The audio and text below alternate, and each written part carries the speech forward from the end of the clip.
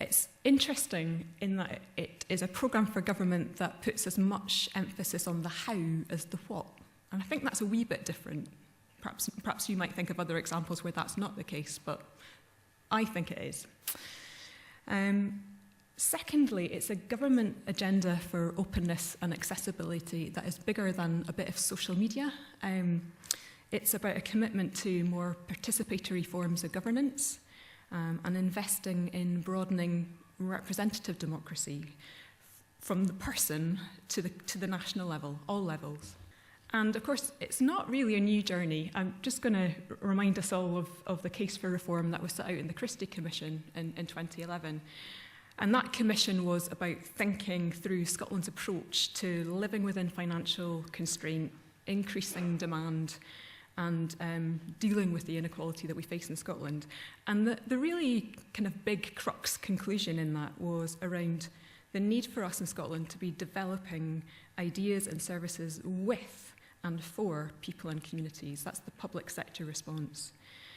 And that again means paying attention to who is excluded currently and who is included, and how people can be helped to develop the voice and capacity they need to be a part of change. How can we really rebalance power and tackle the inequality of influence and make sure that everybody in society has a voice that can be heard? Jean already mentioned that there are a number of big things already happening in Scotland which are directly trying to address some of those power imbalances. So we have a new Community Empowerment Act, Land Reform Bill in its final stages. We have a move towards much stronger personalisation and self-directed support in aspects of care.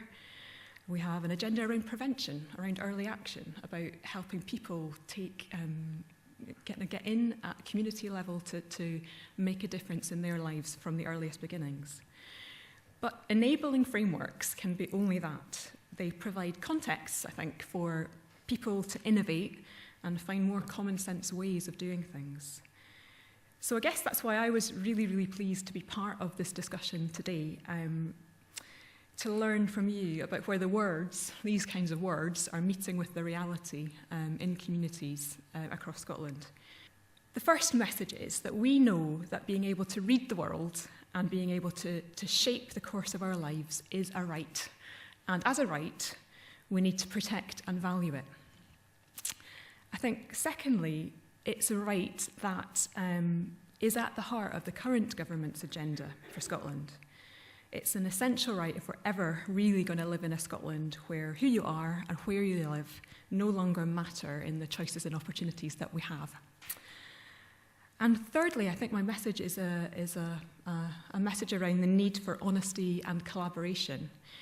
We're all working in a really challenging context. I haven't said a lot about that, but every day I suspect we hear of things where decisions are happening that seem countercultural to this context I've just described. But yet we know that real change happens through social movement, through the mobilisation of people, and not just the regulations and legislation that is put in place. So I'm fascinated to learn with you today about where those worlds collide, about how we live in the reality of the here and the now, but that we live in a world and we work our hardest to make a place where not just learning for democracy, but democracy really matters. Thank you.